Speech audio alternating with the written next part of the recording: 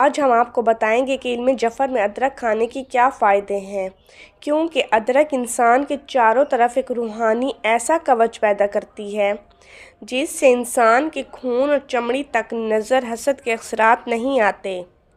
تبھی کوشش کی جائے کہ دوپہر کے کھانے میں تھوڑی سی کچی ادرک انسان تناول کر لے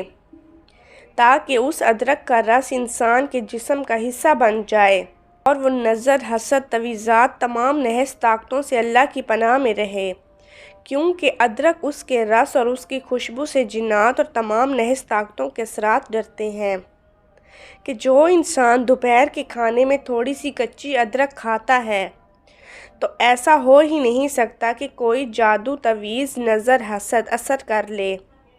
بس تم اس چیز کو اپنے گھر میں رکھا کرو، اللہ تمام نحوست کو تمہارے گھر سے دور کر دے گا۔ امام علی علیہ السلام نے فرمایا، جب آنکھیں نفس کی پسندیدہ چیزیں دیکھنے لگے تو دل انجام سے اندھا ہو جاتا ہے۔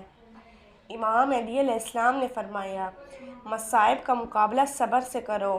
اور نعمتوں کی حفاظت شکر سے کرو۔